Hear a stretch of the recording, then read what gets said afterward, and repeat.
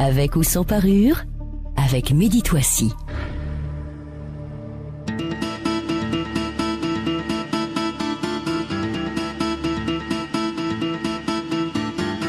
Bonjour et bienvenue amis auditeurs dans Avec ou sans parure, votre émission de débat d'idées sur Lux Radio. Vous nous écoutez à Casablanca sur le 99.2, à Rabat le 105.4. À en croire certains, l'amitié serait en danger de nos jours. Ce qui l'a sublimé hier est devenu rare. Ce qui l'avilit aujourd'hui serait répandu. À une époque où l'amitié a acquis le statut de relation universelle, où tout le monde est devenu l'ami de tout le monde en quelque sorte, doit-on craindre pour l'avenir de ce sentiment, doit-on craindre pour l'avenir de cette valeur? L'amitié, une valeur en déperdition, point d'interrogation, c'est l'intitulé de ce débat. Et voici les invités qui ont accepté d'y participer. Tout d'abord, Rachid Ralès, vous êtes écrivain, éditeur et acteur associatif, poète et romancier. Vous êtes l'auteur de plusieurs romans et recueils. Vous êtes également président de l'association Medculture et vous consacrez votre activité à promouvoir la culture des deux rives de la Méditerranée. Rachid Ralès, bonjour. Bonjour. Également avec nous dans le tour de table, Adil Hadjami, professeur universitaire, titulaire d'un doctorat en philosophie. Vous enseignez la philosophie éthique à l'université Mohammed V de Rabat. Vous avez à votre actif plusieurs écrits, notamment des articles dont La raison impossible, article sur le sens de la rationalité. Aujourd'hui, Adil Hadjami, bonjour. Bonjour. Également dans le tour de table, Mania Alaoui, anthropologue, écrivaine. Vous enseignez les sciences sociales à l'école d'architecture de Casablanca. Votre thèse de doctorat soutenue à l'université de Princeton aux États-Unis a porté sur l'immigration clandestine. Votre nouveau roman sort cet automne. C'est une exploration des liens entre l'art, l'immigration et la maladie mentale. Mania Alaoui, merci d'être avec nous également. Mania Alaoui, bonjour. Bonjour Mehdi, merci. C'est moi qui vous remercie. Enfin, Mamoun Lahbabi, écrivain, professeur universitaire. Vous êtes connu pour vos écrits. Votre dernier roman s'intitule Où aller pour être loin, Il est paru aux éditions Marsam. Mamoun Lahbabi, bonjour. Bonjour. Bonjour tout le monde, encore une fois et merci d'avoir accepté notre invitation au débat. Tout de suite, madame, messieurs, l'édito préparé par la rédaction et on se retrouve juste après pour vos réactions. Nous ouvrons un débat d'idées cet après-midi dans Avec ou sans parure sur une relation humaine pour certains spirituelle et sacrée, devenant aussi rare que précieuse, l'amitié. La valeur amitié est-elle en déperdition ou le concept a-t-il seulement changé de contour? Nous en débattrons avec nos invités. L'amitié homme-homme, femme-femme, femme-homme est-elle possible? L'a-t-elle jamais été? L'amitié faite de respect, d'estime désintéressée, faite de conversation et de partage. L'amitié telle que décrite ici est-elle de ces idéaux que l'on aime à rêver mais que l'on peine à atteindre? Pour Montaigne, l'amitié est un miracle. Disait-il, il faut tant de rencontres à la bâtir que c'est beaucoup si la fortune y arrive une fois en 3 siècles. De La Rochefoucauld, du même avis, disait déjà au XVIIe siècle que quelque rare que ce soit le véritable amour, il est encore moins que la véritable amitié. Mais il n'y aura pas qu'une seule amitié. Aristote en distinguait au moins 3 de types d'amitié. La vertueuse entre gens vertueux, soit l'idéal, soit celle de Nietzsche, où l'ami n'est ni l'alter ego, ni le prochain, mais plutôt cet être lointain qui vous pousse à vous dépasser, à surmonter votre condition humaine trop humaine. Il y a aussi l'amitié plaisante où le partage des joies et des plaisirs est un élément fondateur de l'amitié et facteur obligatoire de sa pérennité. Et puis il existe aussi l'amitié utile, soit celle de Montesquieu qui veut que l'amitié soit un contrat par lequel nous nous engageons à rendre de petits services à quelqu'un pour qu'il nous en rende de plus grands. C'est celle où l'intérêt, pas forcément matériel, mais intérêt tout de même, n'est jamais bien loin. Est-elle aussi amitié pour autant? Nous y reviendrons. Et il n'y a pas que les philosophes qui nous livrent leurs théories sur l'amitié. Quand il s'agit d'amitié, les scientifiques ont aussi leur mot à dire. Une étude de l'université de Wisconsin nous apprenait il y a quelques années que l'amitié entre hommes et femmes est quasi impossible, du fait de l'impossibilité d'échapper au moment de séduction. Des scientifiques de l'université américaine de Virginie découvraient par ailleurs que l'activité cérébrale d'une personne en danger est quasiment identique à celle d'une personne dont l'ami est en danger. Et parmi les choses que nous apprend la science sur l'amitié, c'est que celle-ci n'est pas une relation exclusivement humaine, du fait que certains animaux, les chimpanzés, les babouins ou encore les chevaux, pouvaient former des liens durables avec des animaux qui ne sont pas forcément de la même espèce. Qu'est-ce que l'amitié? Comment se construit-elle et comment la différencions-nous des autres relations humaines et ou sociales qui peuvent s'y apparenter? Que dire de l'amitié Facebook et de l'amitié au travail ou à l'école? C'est le débat que nous ouvrons avec nos invités cet après-midi, dont Avec ou sans parure. Avec ou sans parure. Le débat est ouvert. Mania Alaoui, je rappelle que vous êtes anthropologue, écrivaine. Première réaction à l'édito.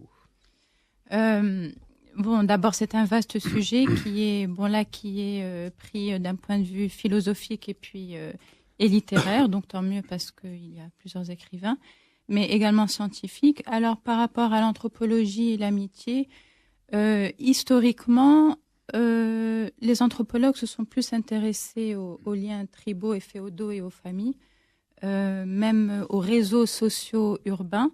Et l'amitié, malheureusement, n'a pas, même en sociologie d'ailleurs, n'a pas réellement été abordée d'une manière scientifique avec assez de données.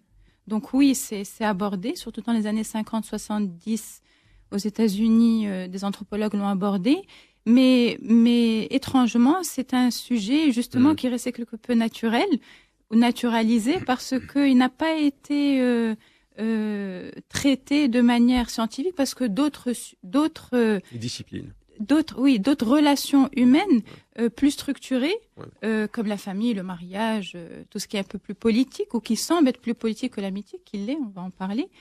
Donc on l'a laissé un petit peu de côté. Mais en fait, c'est un chaînon manquant. Rachid Ralès, écrivain, éditeur et acteur associatif. Bon, l'amitié est peut-être un sentiment considéré dans la relation de soi à soi, mais c'est aussi une valeur.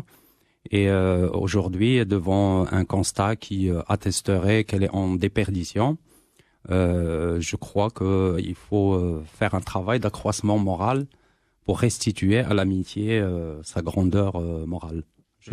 Adel Hadjami, professeur universitaire.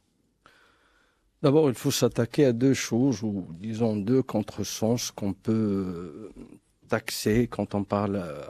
Par quoi on peut taxer quelqu'un qui parle de l'amitié ou de la valeur de l'amitié? La première, c'est très très difficile de parler de l'amitié parce que c'est du vécu. C'est un fait, c'est pas un concept. De là vient la complexité et la difficulté de définir qu'est-ce que l'amitié. Ça, c'est la première chose. C'est comme l'amour, disons. C'est comme la mort. On peut pas parler il n'y a pas d'expérience de mort. On peut pas parler des expériences quand même d'amitié, des expériences d'amour. Oui, mais les définir abstraitement, d'une manière abstraite, les définir, si vous voulez, d'une manière philosophique, concrète, qui définit le sens, la notion, le sens même de la chose, c'est très difficile. C'est comme vouloir regarder le soleil, disait La Rochefoucauld, je crois, c'est difficile. L'autre côté, l'autre chose à laquelle il faut faire attention, c'est pas du tout l'amitié, c'est pas... On a l'impression que c'est mou quand on parle de l'amitié. Oui, c'est les bons sentiments. C'est pas du tout le cas. C'est un concept tragique, l'amitié. Les plus grandes amitiés se sont tissées dans des situations atroces, dans des malheurs. Et puis les peuples qui ont vraiment vénéré cette valeur, c'est les peuples tragiques. Moi qui connais bien un petit peu quand même les civilisations grecques, disons que c'est les grands guerriers qui étaient des grands amis, les gens qui vivaient à côté, qui côtoyaient la mort. C'est les résistants, c'est dans les bagnes, c'est dans les maladies, les souffrances extrêmes qu'on peut tisser des vraies amitiés. Cela étant dit, je dois aussi dire qu'on peut vivre sans avoir d'amis. Disons que tout le monde n'aura pas forcément la chance de vivre cette expérience qui est existentielle au-delà du moral. Mamoun Lahbabi, écrivain, par rapport à l'édito. Oui, là je me rends compte qu'on va avoir des problèmes de définition du concept de l'amitié. Alors moi il y a des philosophes qui disent exactement le contraire de ce que vient de dire Adel Hadjami d'ailleurs, mais bon, on reviendra sur ça durant le débat.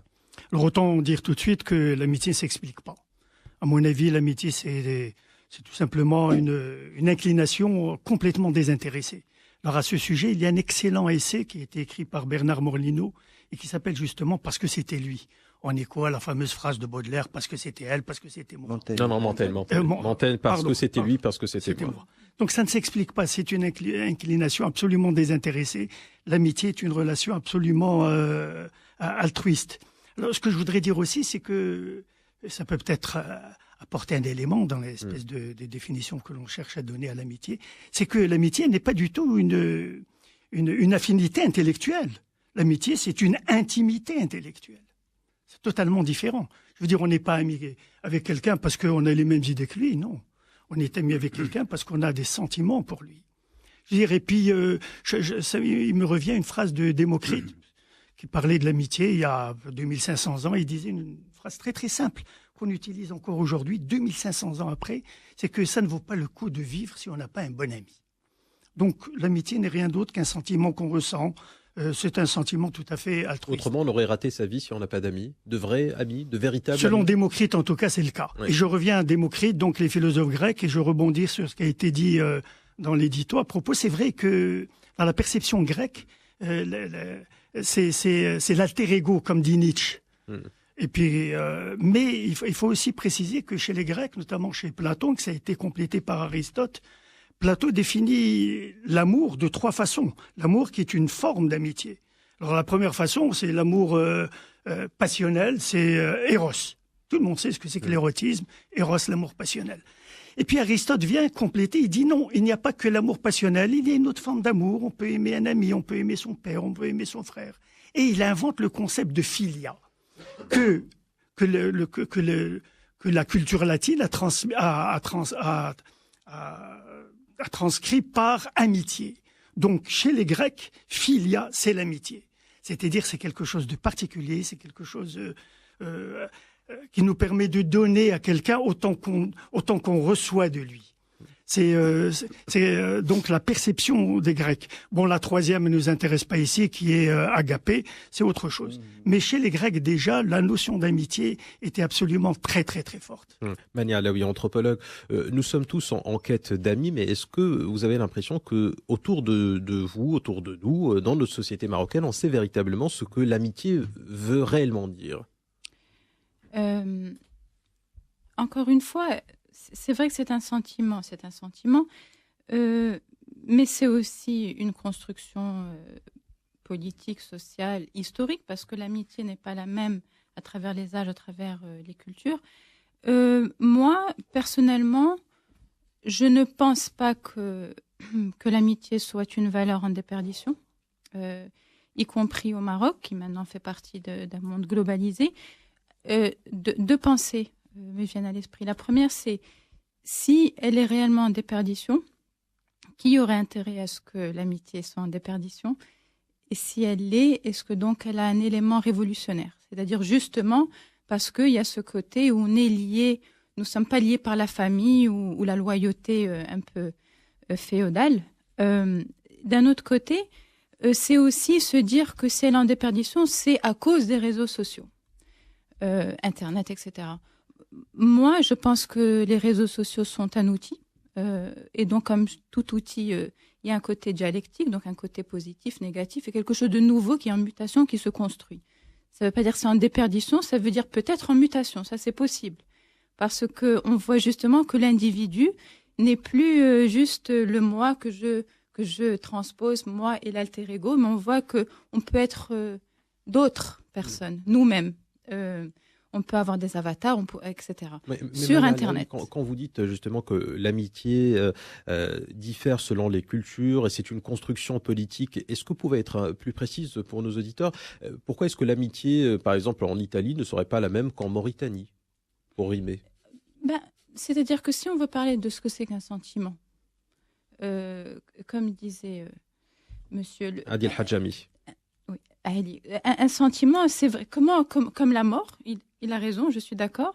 Ou l'amour, comment est-ce que l'autre peut réellement savoir ce que je ressens? D'ailleurs, même dans l'amitié entre la Montaigne et la Boétie, l'un pensait quelque chose parce que c'est lui, parce que c'était moi, et l'autre avait une approche beaucoup plus structurelle, beaucoup plus politisée de leur amitié. Donc même cette amitié-là, il y avait un manque d'accord par rapport à ce que c'est que l'amitié. Donc déjà, entre deux personnes, ils n'ont pas nécessairement les mêmes approches de l'amitié, même s'ils se considèrent amis. On pense que l'autre pense de nous Mais la il y a même chose. des points de convergence tout de même. Bien sûr qu'il y a des points de convergence. Voilà, des choses qui unissent tout le monde sur ce qu'est l'amitié et ce que pourrait être l'amour, et ainsi de suite. Donc il y a un socle commun, je veux dire. Bien sûr. Par exemple, si on reprend parce que c'est lui, parce que c'est moi, Montaigne Boétie, si on relisait leurs lettres aujourd'hui, il y a un élément homosexuel qu'à l'époque, on ne voit pas ou qui ne nous intéresse pas. Donc on voit bien que c'est des catégories. À l'époque, comme cet élément-là n'est pas construit politiquement, culturellement, ce que vous voulez, il n'apparaît pas. On reste dans un flou catégorique qui n'est peut-être pas une mauvaise chose. Parce qu'aujourd'hui, on a tendance à tout catégoriser. Alors aujourd'hui, on voit des lettres comme celle-ci et tout de suite, ça veut dire autre chose. Par rapport, par exemple, au prophète et à ses compagnons.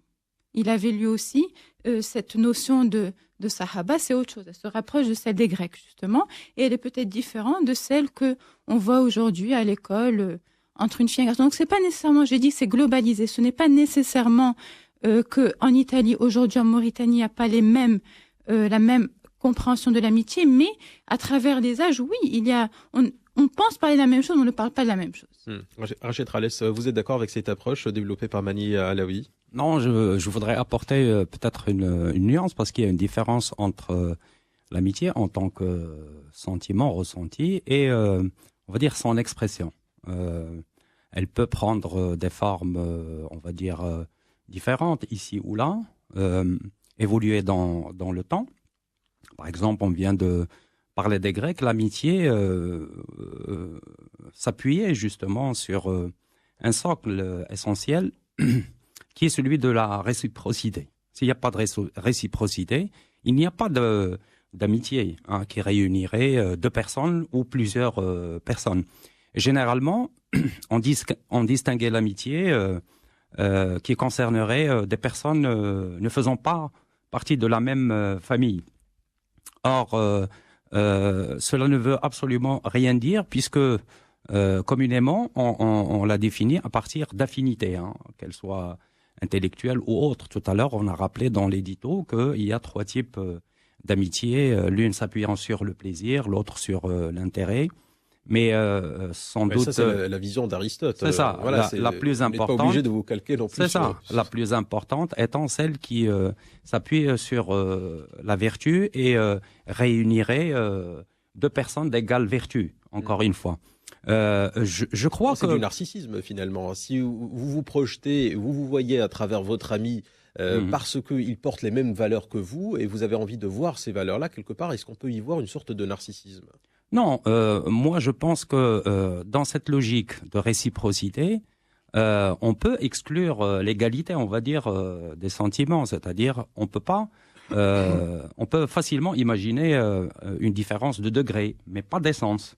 On connaît des amitiés dans l'histoire, en littérature, où le rapport de l'un et l'autre est un rapport complètement inégal.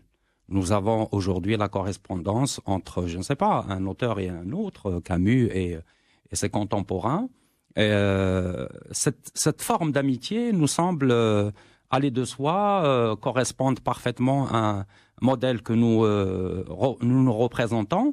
Mais il y a des amitiés qui réunissent des hommes de haut niveau, de haut rang peut-être, ou de qualité symbolique importante, avec d'autres personnes que l'on qualifie de petites gens. Ce n'est pas ça, pour moi, l'essentiel. L'amitié, dans un sens, signifie philanthropie, c'est-à-dire ce désir d'aller vers autrui et de considérer, on va dire, ce qui est peut-être qualité en lui. Et ce sens-là, que connaît la Grèce depuis la naissance de la philosophie pratique, qui s'interroge sur comment être heureux, comment être juste, comment être fidèle à l'amitié, etc. C'est un sens qui perdure jusqu'à aujourd'hui. Alors, on a l'impression que cette valeur, qu'est l'amitié, est en train de connaître une forme de déperdition. C'est une vision. En fait, c'est un positionnement qui peut émaner ou d'impression ou de préjugés. On peut aussi concéder que l'être humain peut faire le choix de la solitude. Mais l'être humain est un être qui justement n'est pas dépourvu de l'instinct grégaire. Donc à partir de là, absolument. il ne peut pas mais être il peut faire un choix, c'est-à-dire que dans la relation avec l'autre, dans laquelle nous engageons un dialogue, parce qu'il s'agit de réciprocité, on peut supposer que chez l'un, il y a un désir prégnant de se dire soi-même, de se réaliser à travers l'autre. Quelquefois, l'amitié est pervertie dans ce sens, où on a besoin de l'autre uniquement pour avoir la confirmation de soi. Or, la réciprocité indique que c'est un sentiment qui peut être une valeur et que c'est un sentiment qui nous permet d'aller vers son accroissement, ce qui est quand même important. Donc, cela suppose un travail sur soi pour pouvoir rencontrer l'autre, pas nécessairement dans l'affinité, quelle que soit sa source, mais dans la complémentarité. Mamoul Hababi, écrivain, vous êtes d'accord avec l'idée selon laquelle aujourd'hui ce sentiment ou cette valeur qu'est l'amitié n'est pas en déperdition, qu'elle n'est pas en danger, que finalement c'est une vue de l'esprit dans la société, j'entends marocaine bien évidemment. Non, moi, je pense que le sentiment d'amitié change, il évolue avec les mœurs. Il évolue avec... Non mais est-ce qu'il se bonifie? C'est ça la question finalement. Est-ce qu'il change pour le meilleur ou il change pour le pire? Écoutez, je ne suis pas en mesure de juger le sentiment qu'éprouvent les gens. Ce dont je suis sûr, c'est que le sentiment lui-même change à la lumière de ce qui se passe. On ne peut pas ressentir le même sentiment d'amitié il y a un siècle comme maintenant, vu les évolutions auxquelles on assiste, comme la technologie qui nous est fournie par Internet, par Facebook, tous les réseaux sociaux. C'est absolument inconcevable qu'on puisse ressentir les mêmes sentiments avec des instruments différents. Facebook nous ouvre une possibilité extraordinaire. Ces instruments dont vous parlez, excusez-moi, mais ces instruments dont vous parlez, technologiques, Internet et autres, est-ce que finalement, elles ne sollicitent pas davantage notre esprit plutôt que notre cœur? Notre cœur n'a peut-être pas forcément changé, me semble-t-il, je vous pose la question. L'homme change, l'homme évolue, puisqu'il est inscrit dans le temps. Il est condamné à changer. Alors que vous imputez son changement à son cœur ou à ses pratiques, qu'importe, mais il change. Il ne peut pas aimer au 19e siècle comme il peut aimer au 21e. Ça n'a pas de sens. Nous sommes dans la civilisation du zapping. Il est normal que nos sentiments suivent un peu tout cela. C'était ce qu'il faut peut-être déplorer, même pas déplorer, ce qu'il faut constater, c'est que le sentiment d'amitié devient de plus en plus éphémère. C'est-à-dire qu'il est lié à tout ce qu'on fait, aux réseaux sociaux, aux nouvelles amitiés virtuelles qu'on tisse. Et justement, c'est pas déplorable pour vous? Il faut juste le souligner, mais sans pour autant en faire écoutez, là, vous rejoignez une idée qui a toujours eu cours, c'est que c'était mieux avant. Non, c'était pas toujours mieux avant. Dans 50 ans, on dira c'était super en 2017. Ça sera toujours mieux avant, la nostalgie du passé. Moi, je crois qu'il faut regarder les choses à l'intérieur d'une réalité et non pas les fantasmer. Nous ne pouvons pas ressentir les mêmes choses avec des instruments différents. Nous avons des sentiments maintenant qui sont fondés sur le virtuel. Nos amis sont plus virtuels que véritables. C'est comme ça. On ne peut pas échapper à cette réalité. C'est une réalité absolument incontournable. Donc, et puis nos amitiés vont être éphémères, elles vont être exactement à l'image du zapping. Ce que je voudrais aussi rebondir, c'est juste d'un mot sur... vous avez parlé tout à l'heure d'Italie et de Mauritanie. Est-ce qu'on peut avoir des amis, la même chose en Italie et en Mauritanie? Mais pourquoi est-ce qu'on aurait des amitiés identiques en Italie et en Mauritanie? Nous sommes des êtres de culture, nous ne sommes pas des êtres de nature. La culture en Italie est totalement différente de celle en Mauritanie. Au nom de quoi on devrait aimer nos amis de la même manière, dans des espaces, dans des temps, dans des lieux différents? Nous sommes des êtres de culture. Et donc, ce qui complète exactement ce que disait à un moment, savoir que nous aimons en fonction de notre culture. C'est-à-dire, si notre culture est réseaux sociaux, Internet, etc., nous allons aimer nos amis avec ces instruments. Madame a parlé tout à l'heure aussi de l'amour et de l'amitié. Vous avez raison, mais seulement une grosse différence, c'est que un ami, c'est quelqu'un de fidèle, en qui on a confiance. Ce n'est pas tellement le cas de l'amour. Alors, parlez peut-être juste à côté du micro, voilà, juste en face du micro. Ce n'est pas tellement le cas de l'amour. C'est par définition, un ami, c'est quelqu'un en qui on a confiance. Je crois que tout le monde serait d'accord pour dire qu'en amour, c'est pas tellement le cas. C'est une nuance quand même qui est très, très importante. Ce que je voudrais ajouter aussi d'un mot, très rapidement, c'est que dans la notion d'amitié, dans l'acception d'amitié, en tout cas telle que je la vois, il y a quelque chose qui s'appelle la justice. Pourquoi ?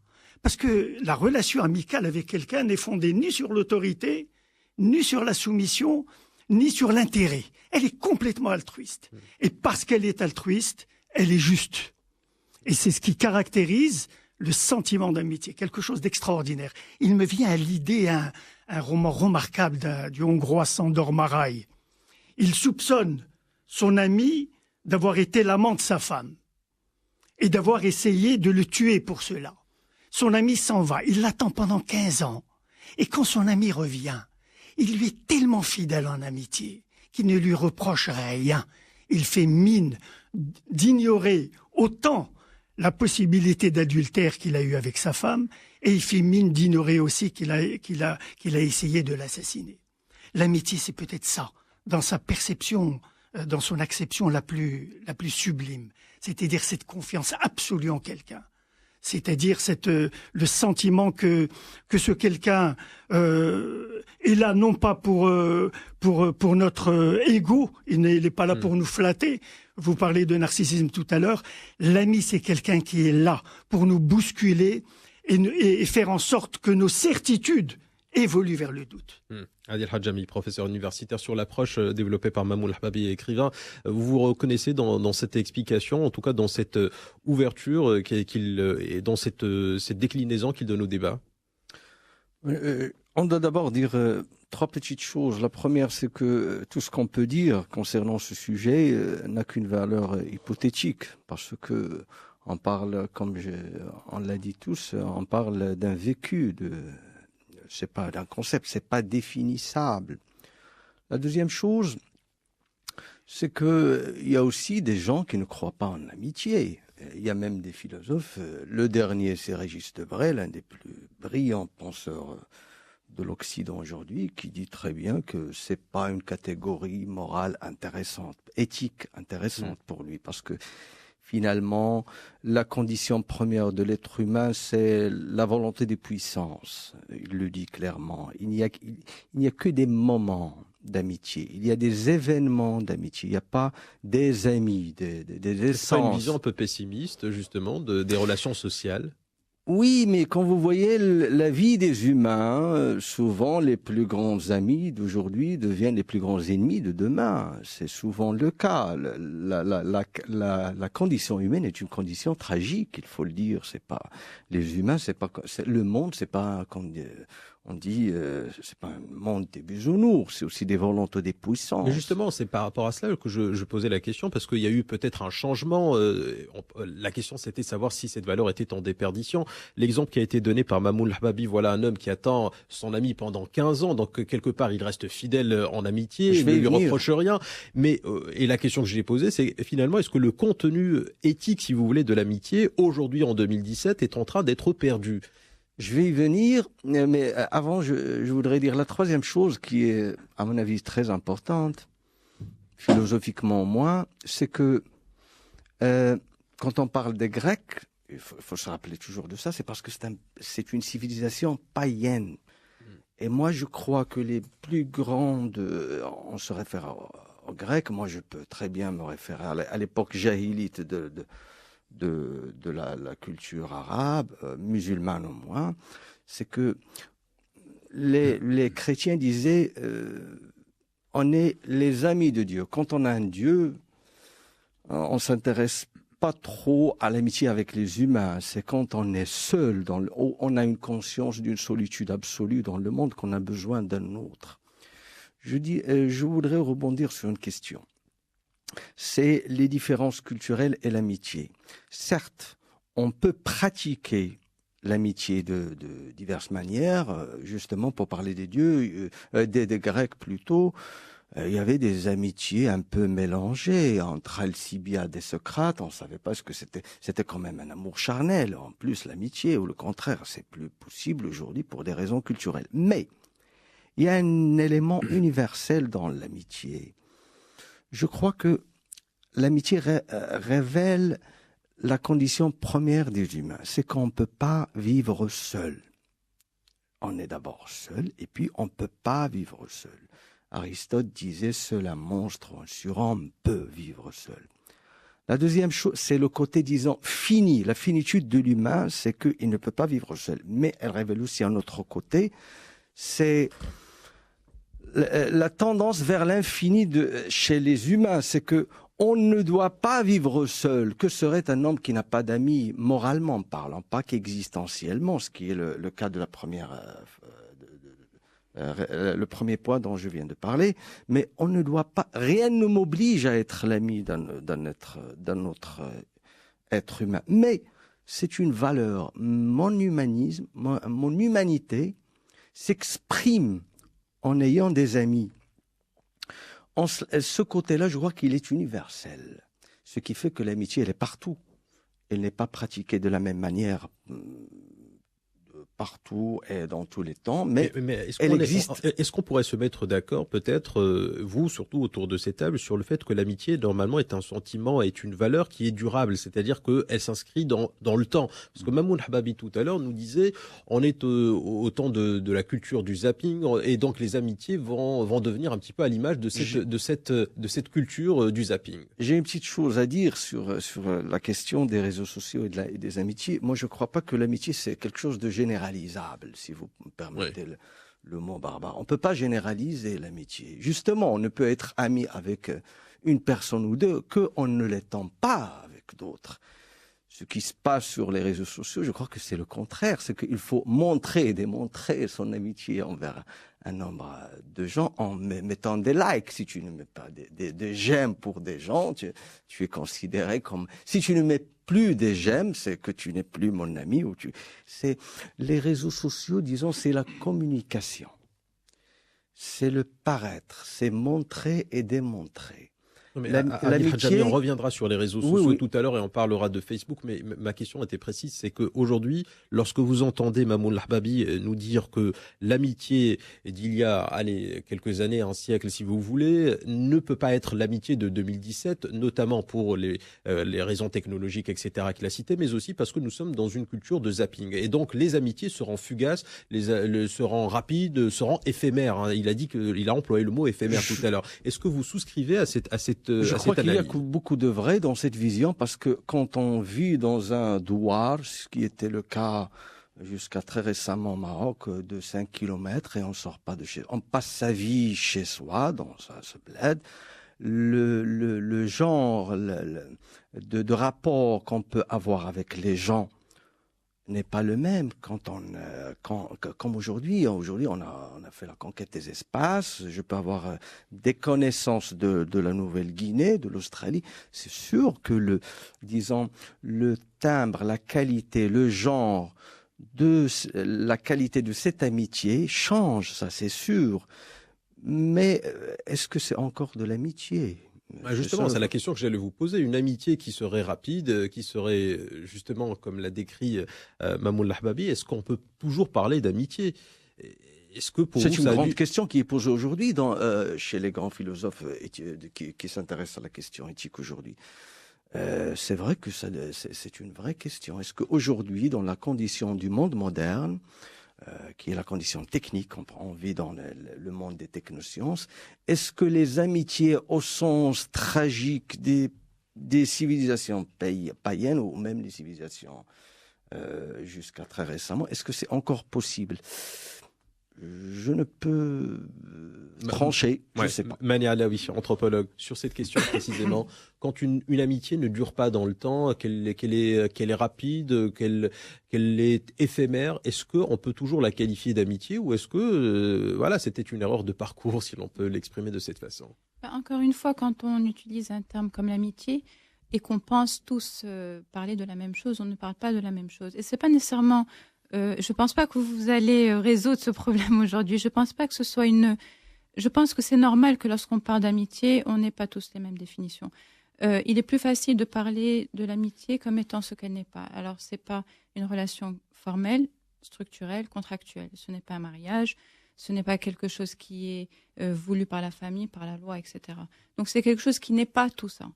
À ce moment-là, toutes relations possibles sociales peuvent à ce moment-là être amitié. C'est vrai qu'avant pour les Grecs, mais la plus haute valeur pour Aristote ou Kant, c'était l'amitié entre deux personnes de valeur, de haute valeur. C'était une amitié entre deux personnes morales. Donc on est vraiment dans l'éthique de Kant, etc., qui est basée sur cette définition de l'amitié comme étant basée sur la valeur. Alors aujourd'hui, vous parlez de la valeur de l'amitié. C'est vrai que ce concept éthique, valeur, est en train de disparaître de l'amitié. Et pourquoi il disparaît selon vous ? Je pense que c'est parce que qu'est-ce que la valeur ? On ne le voit pas comme les Grecs le voyaient. Aujourd'hui, on voit justement les relations sociales comme des choses différentes et qui sont en mutation perpétuelle, que même l'individu lui-même est en mutation perpétuelle. Et ça, c'est technologique, c'est aussi des avancées en sciences, en neurosciences, et aussi, c'est clair que c'est les réseaux sociaux. Et puis, je pense que c'est la ville. Je pense que c'est l'urbain qui veut ça. Alors, c'est vrai que les Grecs sont des citadins, peut-être les premiers, d'où la notion de l'amitié qui apparaît chez eux, et non pas dans une société purement féodale et tribale, parce que ils n'en ont pas besoin. Il y a les liens, justement, qui sont déjà là. Alors, l'amitié pourrait même être quelque chose qui est subversif dans des sociétés qui sont bien structurées et hiérarchisées, qu'on ne voit pas dans les villes. Donc, je pense que quand on parle d'amitié, on ne parle pas toujours de la même chose, même entre deux personnes. Ça, je pense l'avoir dit au début. Je pense que si c'est éphémère, peut-être. Encore une fois, là, on revient vers le sentiment. Donc, je ne suis pas sûre que... Mais en tout cas, ça répond à un besoin. Et les besoins du XXIe siècle ne sont plus les besoins du Xe siècle. Rachid Ralès, écrivain justement sur cette amitié qui serait due à une vertu, comme on le disait tout à l'heure, et on l'a cité Aristote, qui distinguait trois sortes d'amitié, l'agréable, l'utile et la vertu. Sur cette dernière, la vertu, pourquoi selon vous, comment est-ce que vous expliquez que cette amitié si pure, si vraie, ne soit plus si importante, et on lui préfère peut-être d'autres formes d'amitié, une amitié qui serait moins désintéressée? D'abord, rien ne nous dit que cette valeur est perdue de son intensité. Peut-être que c'est une... Vous la voyez autour de vous? Oui, bien sûr. Oui, j'ai des exemples dans ma vie, autour de moi, etc. Et donc, on peut donner l'exemple et son contraire, c'est-à-dire préjuger de la déperdition de cette valeur, ou au contraire, valoriser des expériences qui nous semblent incarner justement cette vertu. Moi, j'ai besoin aussi de proposer peut-être une précision. On discute l'amitié, mais on ne discute pas aussi ce qui pourrait l'annuler, son exact contraire.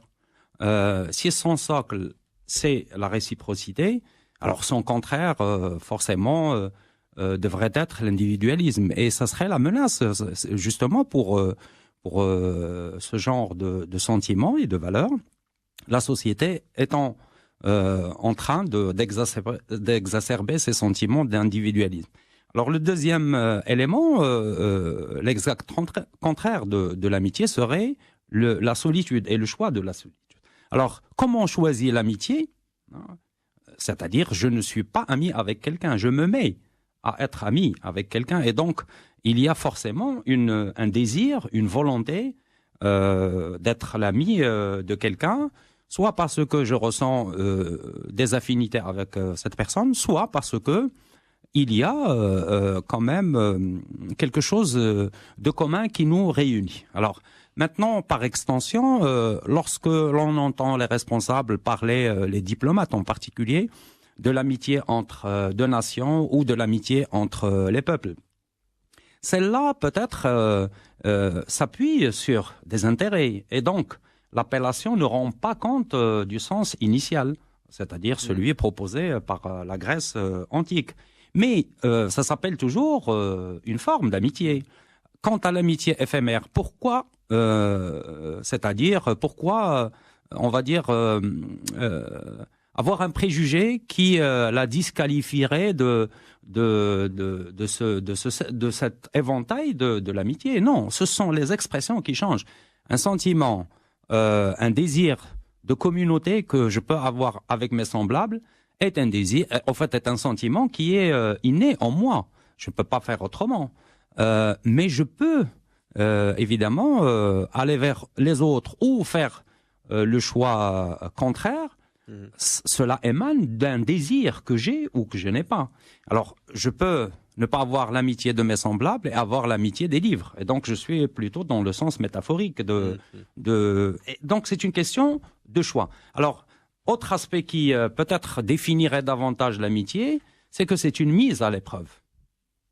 Ça, c'est extrêmement important. C'est-à-dire que je suis dans une relation, et dans cette relation, je m'engage moi-même. Donc, il y a quand même un travail sur soi et un travail vis-à-vis de l'autre. Et la notion de mise à l'épreuve de cette amitié, parce que elle ne peut pas tout simplement viser le démonisme, le bonheur, etc. Non, elle peut aussi être menacée par les événements, par un élément ou un autre. Et par conséquent, la mise à l'épreuve, je crois qu'elle donne du sens à ce sentiment et que d'amitiés se sont révélées intenses, tout simplement parce que on a vécu dans l'adversité, que d'amitiés étaient possibles, tout simplement parce que elles ont démarré sur le mode virtuel, sur les réseaux sociaux.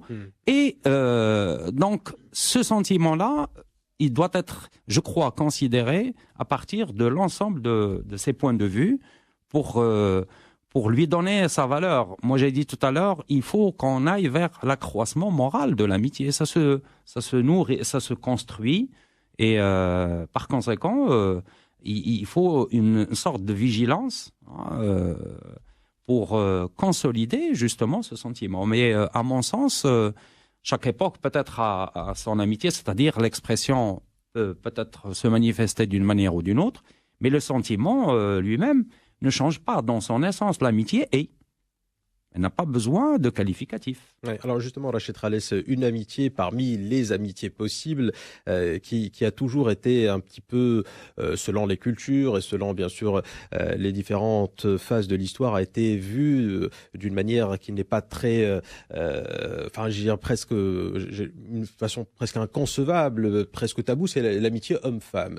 Est-ce qu'une amitié homme-femme est possible réellement et pourquoi finalement, à travers le temps, c'est pas spécifique à notre pays, dans d'autres cultures aussi, au Moyen-Âge, si vous allez en Occident, effectivement, l'amitié homme-femme n'avait pas le droit de citer, c'était pas mal vu, c'était tabou. Est-ce que pour vous, c'est une amitié qui est de l'ordre du possible? Et sinon, pour quelle raison, objectivement, elle ne le serait pas?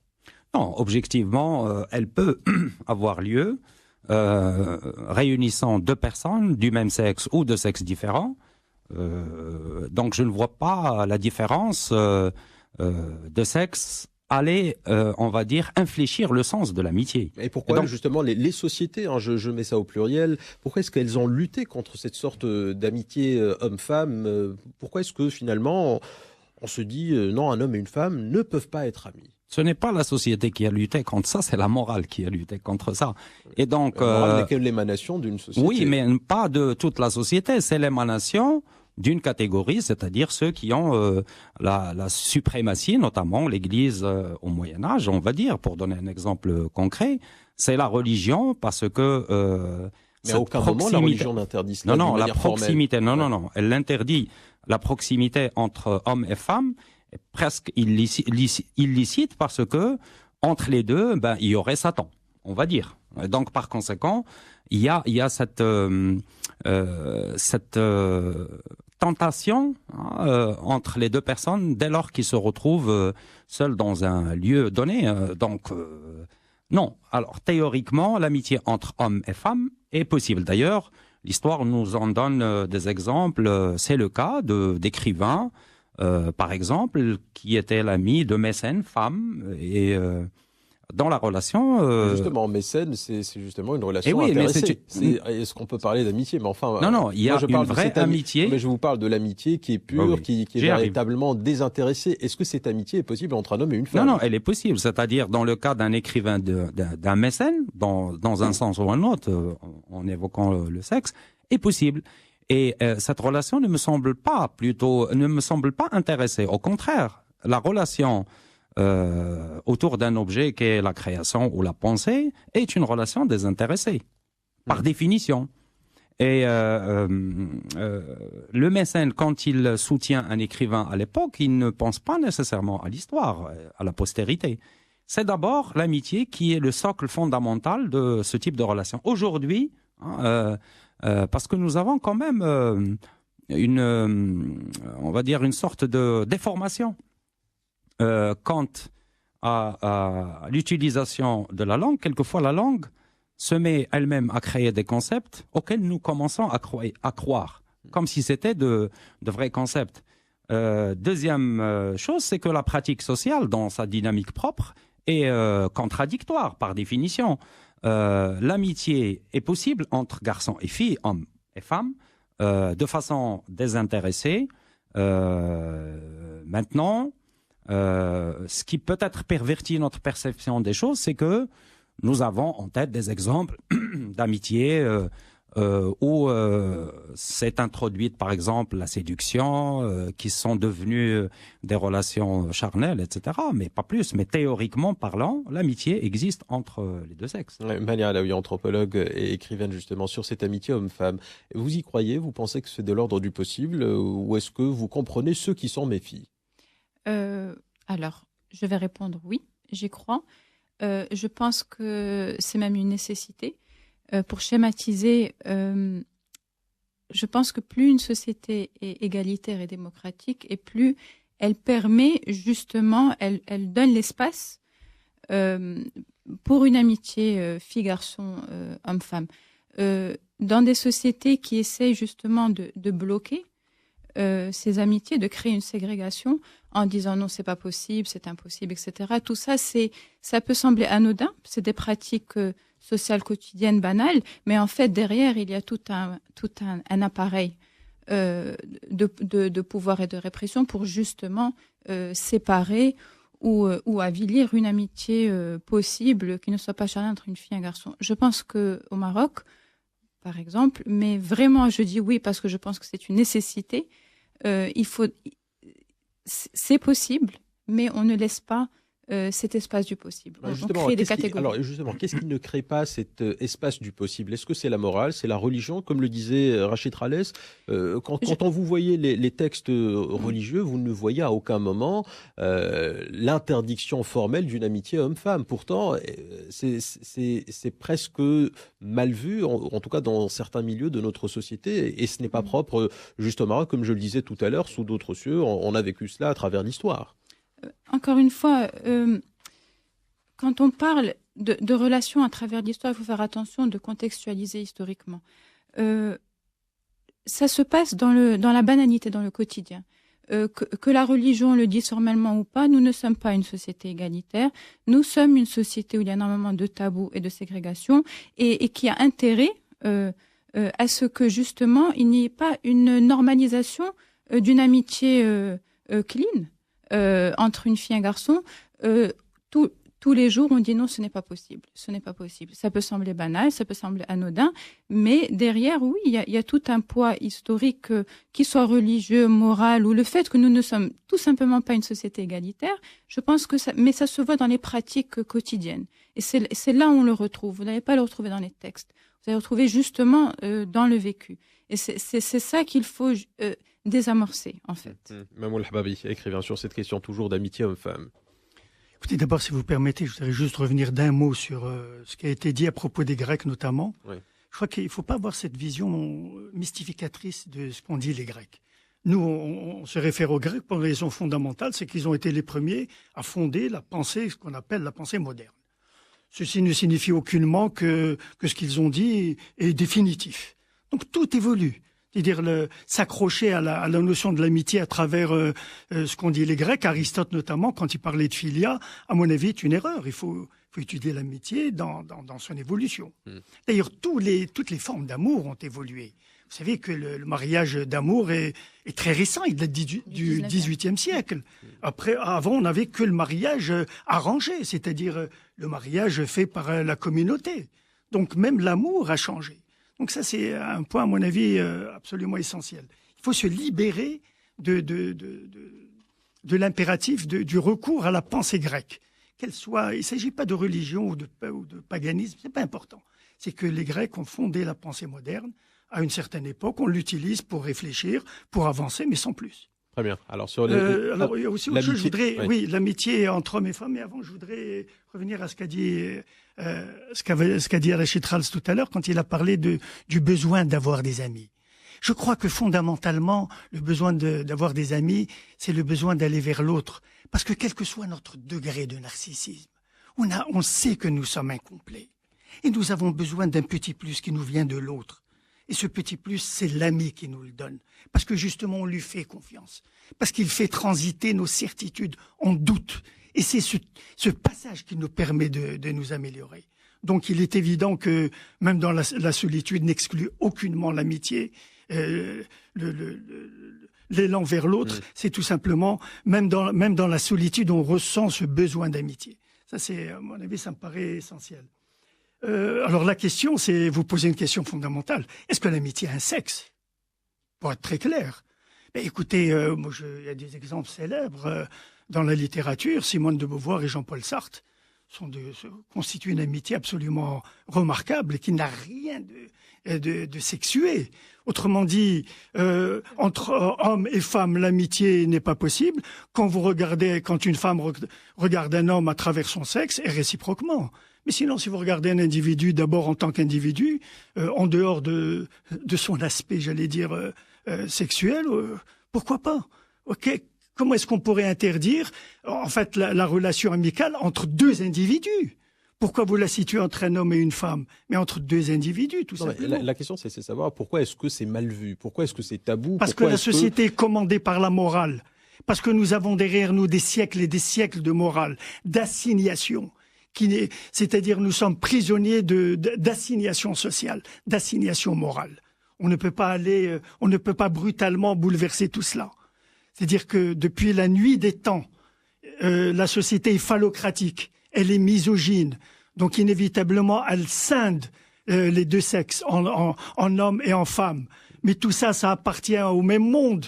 Est-ce que l'un pourrait exister sans l'autre? Est-ce que l'unicité, ce n'est pas l'homme et la femme en même temps? Donc on peut réfléchir à la question de l'amitié homme-femme en dehors du cadre de la relation charnelle. Pour vous, c'est philia, comme disait Aristote, c'est le sentiment, le sentiment ressenti à l'égard de quelqu'un. Oui, Moul Hababi, justement, mais la complicité quelque part et l'amour amical, si vous voulez, est-ce qu'il peut céder à l'altérité pour que le désir survienne entre un homme et une femme qui ne sont que amis finalement? Vous savez, le désir intervient dans des situations autres, même quand il ne s'agit pas de deux femmes ou de deux hommes, ou d'une femme et d'un homme. Oui. C'est-à-dire que le désir, d'abord, on ne maîtrise pas ses désirs, comme on ne maîtrise pas ses sentiments. Donc, il est très possible que le sentiment amical entre un homme et une femme évolue, comme il est possible que le sentiment amical entre deux femmes ou deux hommes évolue. C'est-à-dire, on voit ça tous les jours, c'est la réalité la plus évidente. Regardez ce qui se passe en Occident. Donc on ne parle plus de l'amour pur, finalement. C'est cette notion de pureté que je ne comprends pas tellement parce que vous la reliez à une représentation qui est chevillée à une image antique. Non, nous sommes en 2017.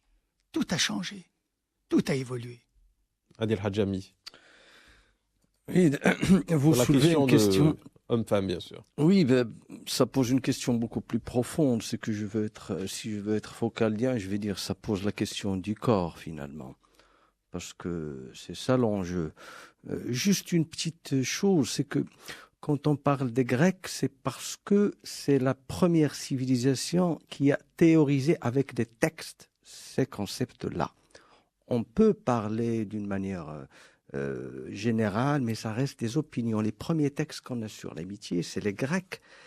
Et les Arabes et les musulmans qui sont attaqués à cette question se référaient à des Grecs. Je parle de Maskawi, je parle de Ikhwan Safa wa Khillan Wafa, je parle de Ibn Rushd d'Averroès qui disait d'Aristote Hakim الذي كمل عنده الحق. C'est pas pour une raison qu'on aime ou qu'on n'aime pas les Grecs, c'est pour une raison philologique pure. C'est que les premiers textes qu'on a sur cette question, qu'on peut étudier, parce qu'il y a des gens qui font des études de la philosophie éthique et pratique et morale, on ne peut commencer que par ces gens-là. Et puis la pensée occidentale d'aujourd'hui, si je parle de Sponville, qui est le plus connu, le plus médiatisé, ne peut parler sans se référer à ces gens-là. Une petite chose aussi, c'est que les questions morales n'évoluent pas tellement. C'est que, oui, ce qui est pratique, ce qui est d'ordre pragmatique change, ça c'est sûr. Mais on meurt toujours, on tombe toujours malade, on aime toujours, on est toujours dans la finitude. La première condition de l'homme, elle est la même. C'est pour ça que des choses que peut dire un monsieur qui a vécu il y a je ne sais combien de siècles peut nous toucher aujourd'hui. C'est pour ça que les pièces théâtrales de Sophocle peuvent nous toucher aujourd'hui. C'est parce que la condition humaine, elle est la même. Revenons à la question du corps, comme j'ai dit. Une des définitions possibles de l'amitié, c'est l'amour sans le désir charnel. Moi, je crois c'est possible d'avoir des amitiés entre hommes et femmes. Sans qu'il y ait un désir véritablement? C'est ça l'enjeu. C'est que, est-ce que c'est possible? Parce que souvent, il y a des jeux de séduction qui s'installent entre un homme et une femme. Et nous sommes finalement des êtres sexués et on a besoin d'autres personnes que nos partenaires peut-être pour nous dire nous sommes beaux, nous sommes nous sommes gentils, ce que vous voulez, pour nous dire des choses qu'on a envie d'entendre, des choses agréables. La définition antique du mot amitié, elle est très très précise. Inclination réciproque libre et volontaire. Quand il y a l'envie charnelle, on n'est plus libre. C'est ça. Si on arrive à être aussi libre, à penser l'être devant qui on est d'une manière dépourvue de tout intérêt, même le plus basique, le biologique, le sexuel, c'est possible. Mais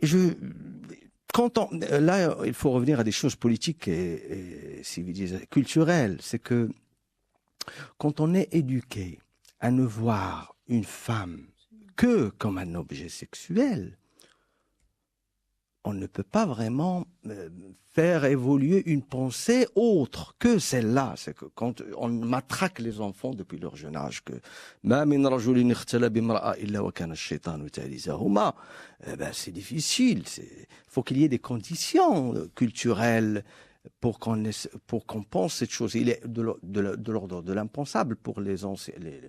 Il y a des pays aujourd'hui où même se rencontrer face à face. C'est pour ça que j'ai parlé de la question du corps. Corporellement, entre hommes et femmes est interdit. Non, mais je veux dire, aujourd'hui, par exemple, au Maroc, pour prendre l'exemple de notre pays, nous avons des écoles mixtes, y compris les écoles publiques, des écoles mixtes. La femme travaille davantage qu'il y a 40 ans, 50 ans. Mais voilà, justement, c'est la question que je voulais vous poser. C'est que cet élément reste très ancré dans la culture locale, dans notre culture. Oui, parce que il y a un inconscient collectif qui est là depuis des siècles. Il faut que ça prend du temps pour évoluer. Ce qui a pris du temps pour s'installer a besoin au moins du même temps pour évoluer. C'est des conditions culturelles des sociétés. Mais c'est possible si on évolue moralement à un point où on peut considérer la femme et l'homme aussi, pour qu'on soit dans la vision égalitaire, ne sont pas que des objets sexuels, ce qui est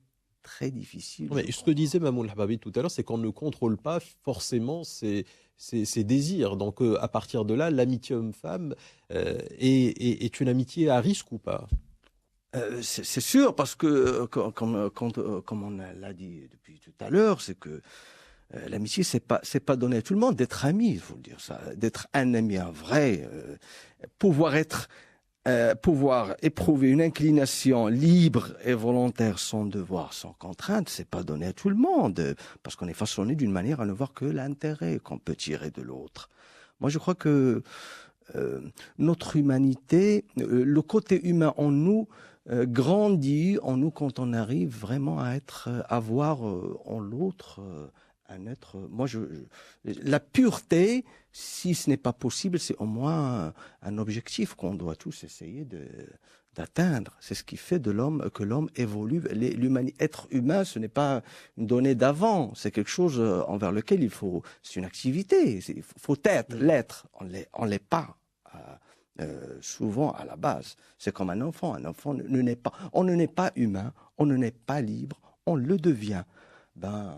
On ne naît pas déjà ami de quelqu'un. C'est une relation, c'est une activité. Il n'y a pas d'essence là. Il n'y a que des rapports, il n'y a que des relations. C'est un travail. Une amitié, c'est donner de son temps d'une manière libre. Si j'ai à définir l'amitié, enfin, c'est donner de son temps d'une manière libre, sans avoir un intérêt derrière. Ce qui est très très difficile. Mania Alaoui, anthropologue, vous voulez réagir? Oui, je suis d'accord dans l'ensemble. Ce n'est pas un problème seulement chez nous, dans les sociétés arabo-musulmanes. Le vice-président des États-Unis refuse d'être dans la même pièce qu'une femme qui n'est pas sa femme. Donc, on voit bien que c'est lié à la morale ou à l'intégrisme, etc. Et que aujourd'hui, c'est en train de prendre de l'ampleur dans le monde entier, pas simplement dans les sociétés qu'on appelle arabo-musulmanes. Donc, clairement que c'est lié à un problème politique de liberté, d'égalité, etc. Je pense un problème peut-être aussi plus personnel, j'ai envie de dire, dans le sens où je reviens à ce que disait Mamoul Hababi, le contrôle des émotions, le contrôle du corps, le contrôle d'un certain nombre de choses. Est-ce que justement, ça nous ramène à la question que j'ai posée tout à l'heure, est-ce que c'est une relation amicale à haut risque? Est-ce que par exemple, nous, dans notre quotidien, on accepterait que notre mari, notre femme ait des amis du sexe opposé? Je veux dire, est-ce qu'on pourrait franchir cela, ou est-ce que finalement on se dirait, écoutez, c'est une relation à haut risque, l'amitié homme-femme, théoriquement, oui, c'est possible, mais moi, j'y crois pas. Mais moi, je le fais pas, je ne l'admets pas dans mon cercle, en tout cas, de vie personnelle. Alors, deux choses. Je pense déjà que c'est quelque chose qui est lié à l'éducation. Dans les écoles mixtes, justement, on a la chance d'avoir des écoles mixtes. Ça devrait être une socialisation qui se fait à l'école, au primaire, au lycée. Ça ne peut pas du jour au lendemain arriver à un couple marié, une femme qui n'a jamais eu d'amis hommes, l'homme qui n'a jamais eu d'amis femmes, qui tout d'un coup, non. C'est quelque chose avec lequel on doit vivre et on doit l'accepter. Mais moi, j'ai l'impression que ce que dit Monsieur Hababi d'une manière très poétique est un peu plus utopique. C'est un peu mon impression. C'est que justement, s'il y a cet espace de liberté radicale qui est l'amitié, alors à ce moment-là, ça ne regarde personne. C'est un petit peu l'impression que peut-être que je me trompe, mais c'est un peu ma lecture de ce que vous dites. C'est un peu une utopie. Il va encore plus loin que ce qui est possible dans des sociétés actuelles. Donc, en utilisant son imagination et son imaginaire, oui, et alors si elle ne l'est pas, après tout, ça regarde qui?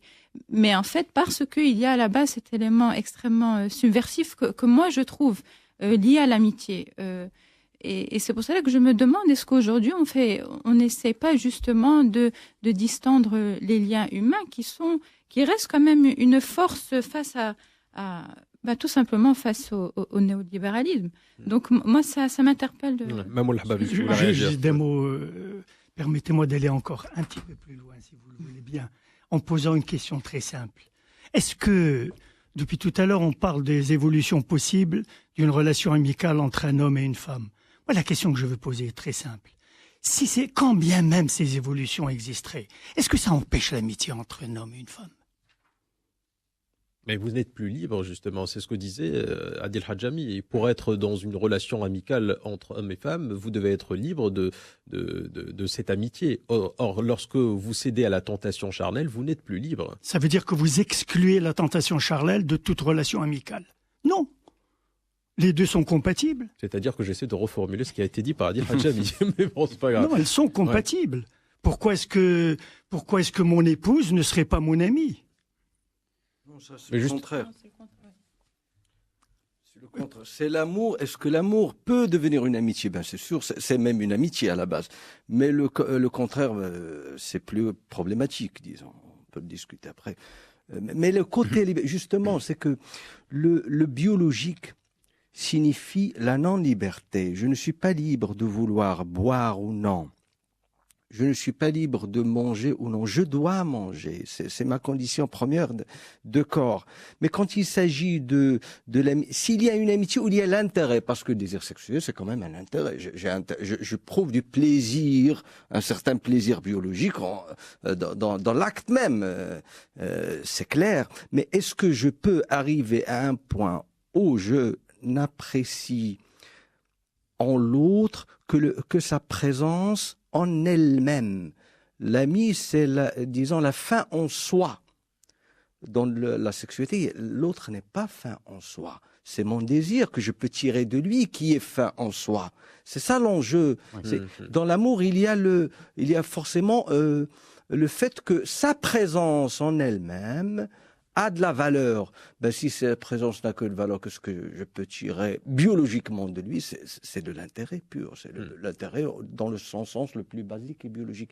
Mais j'avoue que c'est beaucoup plus compliqué et problématique. Rachid Ralès, écrivain. Moi, je conçois qu'il faut peut-être ne pas donner l'impression aux auditeurs qu'on est en train de critiquer l'amitié, la rendre impossible, utopie parmi d'autres, etc. Pas du tout. Il ne faut pas voir le diable là où il ne se trouve pas. L'amitié est un sentiment qui existe, qui va perdurer indépendamment de nous.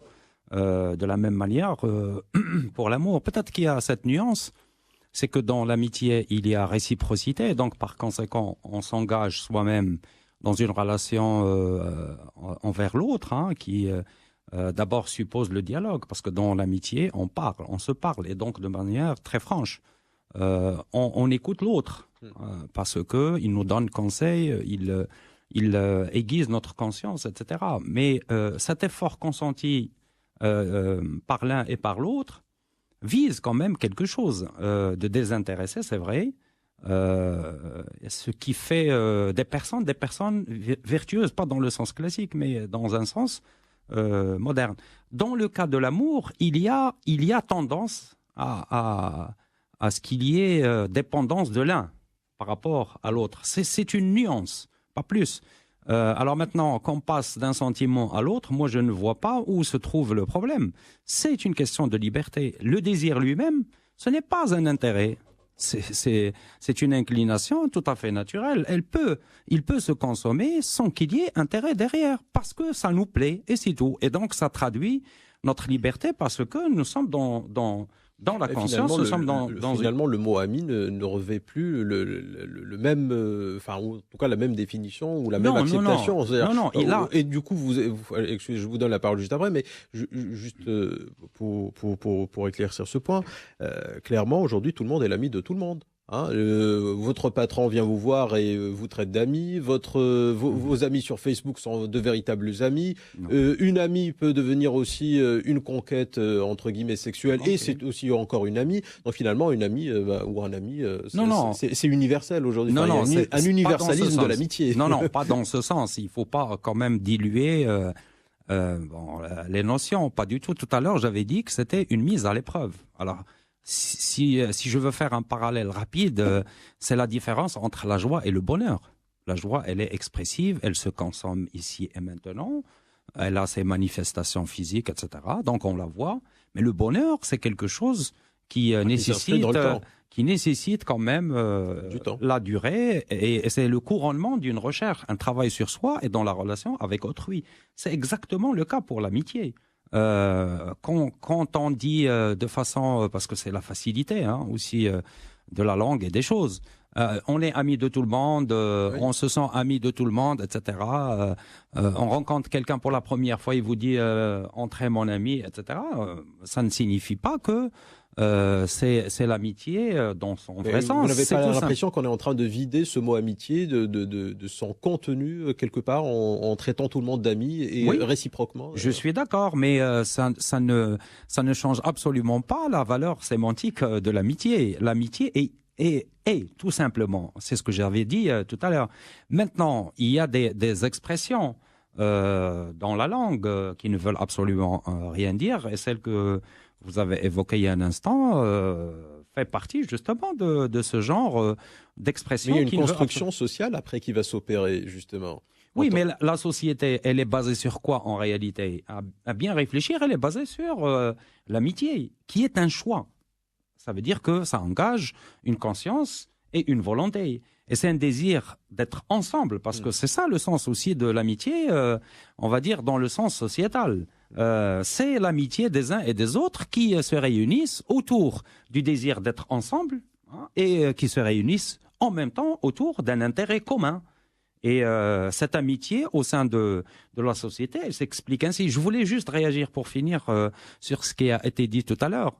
Dans les textes sacrés, il y a quand même un problème de statut entre les personnes.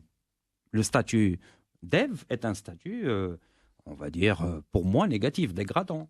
Et par conséquent, dès lors que l'on voit dans la femme le suppôt de Satan, etc., la tentation, etc., aujourd'hui, des valeurs comme l'amitié deviennent suspectes. Donc, par conséquent, la morale, récupérant justement cet enseignement, eh bien, soupçonne chaque fois les relations qui peuvent s'exprimer dans l'amitié, hein, dans ses diverses façons de se faire, et pervertir un petit peu son sens. Mais en tant que mot, en tant que concept, eh bien, il garde, on va dire, sa virginité sémantique. Mamoun Hababi, écrivain, réaction. Oui, j'étais en train de me dire que vous aviez raison tout à l'heure quand vous parliez de dilution du concept d'amitié à travers les réseaux sociaux. Tout le monde est ami de tout le monde. Moi, je vous cache pas que je m'en réjouis. Je préfère être ami de tout le monde qu'ennemi de tout le monde. Ceci dit, vous avez raison en ceci que le capitalisme, incontestablement, rend tout commercial. C'est-à-dire l'homme n'a plus besoin de ressentir. Pour le capitalisme, l'homme a besoin de consommer. Donc on va inventer de nouvelles acceptions de tout ce qui a caractérisé l'homme, que ce soit l'amitié, que ce soit l'amour, que ce soit la confiance, que ce soit la fidélité. C'est-à-dire le capitalisme fait fi de toutes ces valeurs. Ce qui l'intéresse. C'est le capitalisme ou c'est nous ? C'est, disons, un système qui s'appelle le capitalisme moderne, triomphant. Nous faisons partie du système. Oui, nous l'alimentons à notre corps défendant. Vous savez, c'est pas tellement décidé, vous vous réveillez pas le matin pour vous dire, voilà, les valeurs émises sur Facebook sont les bonnes. On subit tout ça parce que c'est un énorme système. C'est une espèce de dynamique qui nous dépasse totalement. Mais ce qui est incontestable, c'est que le capitalisme rend désuet toutes les valeurs humaines. Et il en instaure d'autres. Bon, ça n'est pas nécessairement une mauvaise chose. C'est peut-être là, c'est ce qui se fait, c'est ce que l'évolution veut. Alors, ce que le capitalisme met en place, c'est de nouveaux repères au sentiment, de nouveaux repères. Maintenant, l'homme n'a plus besoin tellement de ressentir. On pense à sa place, on ressent à sa place. Donc, tout ce qu'il ressentait avant est désuet. Maintenant, il faut qu'il consomme. Voilà. Donc, Facebook en est l'illustration la plus sublime. Vous l'avez dit vous-même, vous pouvez être ami avec tout le monde. C'est-à-dire par le système des partages, vous pouvez avoir des milliers et des milliers d'amis. Autrement dit, vous dépouillez le sens originel du concept de l'amitié pour en introduire un nouveau. Est-ce que ce nouveau ne correspond pas à l'ère moderne ? Si, on est obligé de tenir avec. Mais comme disait Rachid Khalès, ça n'empêche que l'amitié, telle que chacun de nous la conçoit, reste valable. Je suis libre, absolument libre, de ressentir l'amitié à ma façon. Je ne suis pas obligé de la partager avec X ou Y à travers Facebook, Twitter ou je ne sais quoi. Donc le sentiment reste, mais il n'en demeure pas moins qu'il est complètement travesti à la lueur des évolutions observées. D'ailleurs, ce sont des connaissances, c'est pas des amis sur les réseaux sociaux. Ça veut dire que l'amitié obéit justement à cette mise à l'épreuve. C'est comme ça qu'on peut la concevoir dans le temps aussi, parce qu'elle se construit. Et ce que disait Mamoun il y a un instant, c'est vrai que aujourd'hui, on infléchit notre façon de penser, notre mode de vie, etc. Tout se décide dans la mosquée ou dans la caserne, on verra. Vous voyez. Et aujourd'hui, par exemple, au Maroc, nous vivons dans une société bicéphale. Vous avez la modernité la plus exacerbée, comme vous avez la tradition la plus figée. Et par conséquent, aujourd'hui, il faut qu'il y ait cette vigilance, cette conscience vis-à-vis des relations avec autrui, parce que, à mon sens, on va dire le sens plein du terme, ça signifie le vivre ensemble. C'est ce qu'il faut valoriser. Et il faut travailler. Ce n'est pas donné. Oui, Adel Hadjami, professeur universitaire, sur cette notion justement de marché, de libéralisme, de capitalisme qui aurait travesti, si vous voulez, le concept même d'amitié. Est-ce que vous êtes d'accord là-dessus, ou est-ce que finalement on doit s'en prendre, si on devait s'en prendre à quelqu'un, qu'à soi-même finalement, parce que nous sommes acteurs de ce système-là et que à partir de là, on est maître de nos choix et nous sommes nos actes, comme dirait l'autre. Ce dont je suis sûr, c'est que, comme j'ai dit tout à l'heure, on ne peut être ami avec quelques-uns qu'en ne l'étant pas avec d'autres. dans l'amitié, il y a le côté secret, il y a le secret, il y a ce qu'on ne peut pas partager. Ce qui se passe sur les réseaux sociaux, je ne saurais le définir, je ne sais pas c'est quoi. C'est une nouvelle forme qui vient avec ces nouvelles façons de communiquer. Ça a besoin d'être étudié de près, sociologiquement, philosophiquement, anthropologiquement. Je parle parce qu'il y a des gens qui travaillent sur cette question-là aujourd'hui. C'est en train de changer les mœurs. C'est un truc très nouveau. J'ai rien contre en principe. Je ne crois pas qu'il y a beaucoup de gens qui auront quelque chose contre, sauf si quelqu'un qui a une conception tout à fait historique du monde d'aujourd'hui. Mais c'est sûrement pas le sens classique de l'amitié. Comme j'ai dit, l'amitié, il y a un côté silence dans l'amitié. Les grands amis ne parlent pas devant les autres. Quand vous voyez des gens qui ont vécu des choses vraiment qui relèvent de l'amitié profonde, les grands résistants par exemple, ils ne sont pas en train de raconter aux autres ce qu'ils ont vécu, ce qu'ils ont vécu, ils l'ont vécu, ils n'en parlent pas. J'ai vu ça moi, autour de moi, dans ma famille. Les amitiés se tissent, comme j'ai dit tout à l'heure, dans les souffrances, quand on est dans les prisons, par exemple. Il y a des grandes amitiés qui se tissent. Dans les maquisards, les révolutionnaires sont souvent des grands amis. Mais ils ne parlent pas de ça à tout le monde. On n'a pas à mélanger les deux. Et puis, il y a une raison. Quand on est un homme heureux ou une femme heureuse, on ne peut pas avoir d'amis. L'amitié ne naît que dans la tragédie. Non, c'est pas ça. C'est pas du tout. J'ai dit souvent. C'est dans les souffrances que les grandes amitiés se tissent. Au sens premier, au sens classique du mot, c'est qu'on a partagé quelque chose, on a enduré quelque chose qui est commun à nous deux, ou plus encore les gens qui ont vécu l'expérience du cancer, par exemple, ensemble, sont souvent des grands amis après. C'est comme ça, c'est pour ça que j'ai parlé tout à l'heure de la notion tragique. C'est pas un sentiment mou, c'est pas quelque chose qui relève des bons sentiments. Oui, on est les amis de tout le monde, c'est pas de la gentillesse, je dirais même. L'amitié, c'est pouvoir expérimenter ses différences avec l'autre. C'est pas l'altruisme généralisé. Parce que c'est pas l'égoïsme, c'est sûr, mais c'est pas être altruiste à l'extrême, sinon c'est plus de l'amitié, c'est autre chose.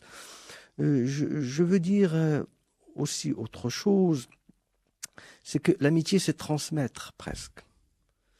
La communication c'est pas transmettre, c'est beaucoup moins. C'est pour ça que transmettre, ça se passe dans l'intimité. C'est pour ça que ça se passe entre un maître et un disciple, un père et son enfant, un ami et son ami. Mais la communication, c'est quelque chose qu'on doit montrer. C'est la raison pour laquelle j'ai dit que l'amitié des Facebook, de Twitter, c'est une nouvelle forme qu'il faut étudier sérieusement et de près.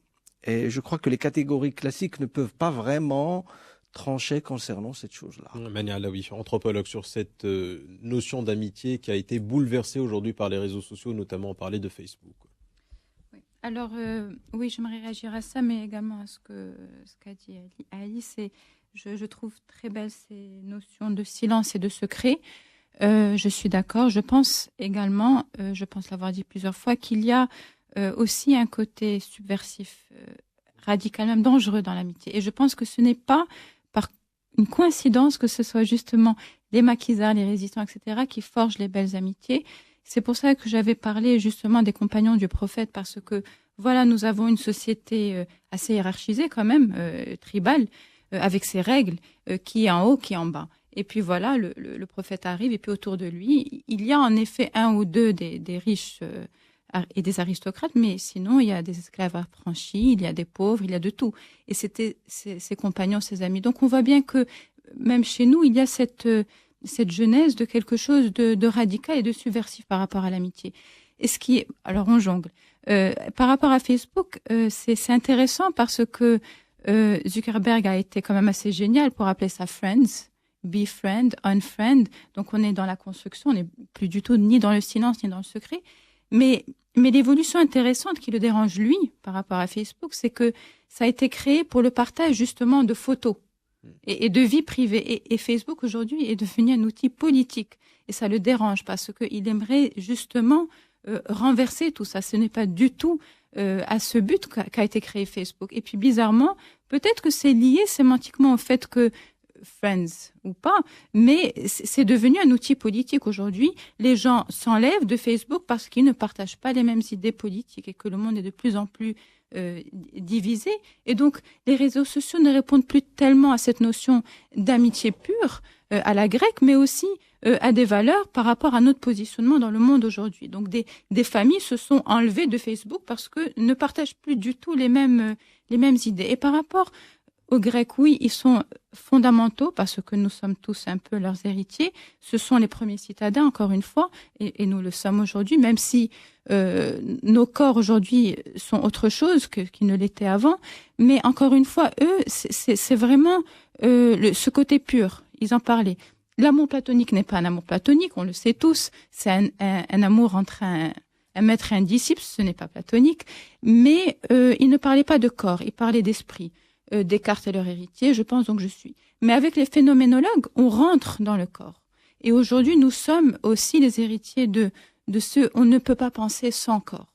Donc est-ce qu'il est vraiment possible de se diviser, de se scinder corps d'un côté, esprit de l'autre? Alors, c'est vraiment la question encore plus aujourd'hui.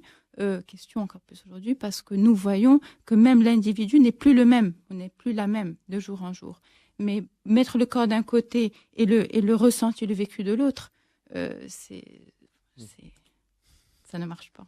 Mamoul Hababi, écrivain sur cette utilisation aujourd'hui à tout va du mot amitié. On a, je le disais tout à l'heure, des parents qui carrément ou pratiquement implorent leurs enfants de les considérer comme leur ami, leur confident.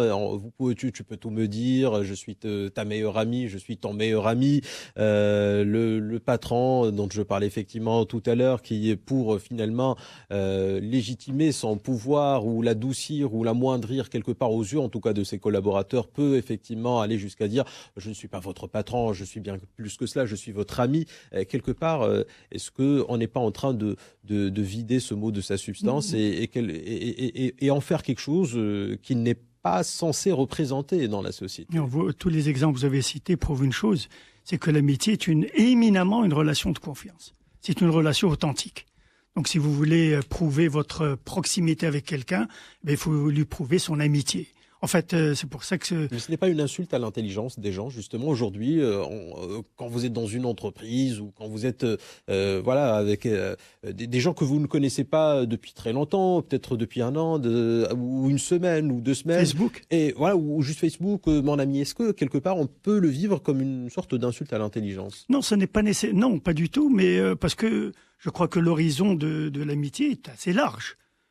Vous pouvez le restreindre, mais vous pouvez l'élargir à dessein, à volonté. Non, mais on peut donc, pas dans avoir certaines situations... on peut pas avoir 200 amis, quand même. On peut avoir peut-être 3, 4, 5, 6, Non, 10. mais ça, c'est la perception dont on a hérité. Ouais. Ça n'est pas du tout... C'est la perception qui heurte la réalité. Parce que maintenant, sur Facebook, vous pouvez en avoir 10 000. Ça s'appelle des amis, c'est comme ça. Alors, ou alors, il faut trouver un autre mot. Mais ce dont vous parlez, c'est une perception qui est ancienne, c'est-à-dire avoir quelques amis. Les seuls. C'est d'ailleurs ce qui m'amène à donner, si vous permettez, une toute petite ébauche de définition de l'ami. L'ami, c'est la confiance de quelqu'un qui nous manque. Voilà. Quelqu'un vous manque en termes de confiance, c'est votre ami, c'est pas autre chose. Cette confiance qui manque, ce manque que vous ressentez, vous pouvez le remplir avec une présence ou alors vous pouvez le remplir avec un mot sur Facebook. Pourquoi pas? Puisque nous sommes de plus en plus des êtres virtuels. Puisque nous fonctionnons de plus en plus à travers un écran, pourquoi refuser d'emblée la possibilité de... Ce n'est pas se mentir que d'être dans cette posture. Mais non, écoutez, la preuve, c'est que ça marche. C'est pas Facebook a 1,5 milliard d'inscrits. Enfin, vous n'allez pas prendre 1,5 milliard d'individus pour des imbéciles. Mais justement, c'est pas parce que ça marche que forcément ce n'est pas un déni de la réalité. Vous êtes libre de percevoir la chose comme bon vous semble. Non, mais je vous pose la question. Moi, je pense que s'il y a 1,5 milliard d'individus qui marchent, c'est que quelque part, ils se sentent bien, ça leur convient. C'est qu'ils sont dans l'air du temps et que, ma foi, vu les générations auxquelles ils appartiennent, c'est leur mode de pratique de l'amitié. c'est cette pratique virtuelle de l'amitié pour d'innombrables raisons, parce que le temps n'est plus le même qu'avant. Il évolue de manière différente parce que les outils sont différents. Eh bien, cette amitié, elle est exprimée à travers les réseaux sociaux. Et pourquoi pas?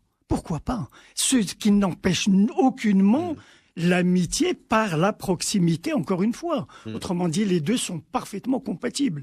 Mais rejeter l'une sous prétexte qu'elle n'est pas physique est, à mon avis, passer à côté d'une réalité virtuelle, mais combien prégnante. Rachid Ralès, écrivain, vous voulez réagir sur ce point? Moi, je voulais qu'on essaye, en fait, qu'on ait une attitude qui ne chercherait pas la pureté conceptuelle du mot amitié, puisque c'est peut-être quelque chose qui est en mouvement et que par conséquent, elle tirerait sa liberté de sa propre dynamique interne.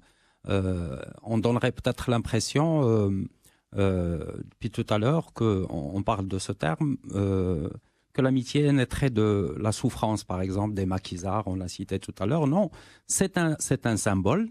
C'est vrai, c'est quelque chose qui fait partie aujourd'hui de l'histoire et donc elle marque les esprits parce que autour de la souffrance, il y a eu quand même ce sentiment de solidarité entre des individus, etc.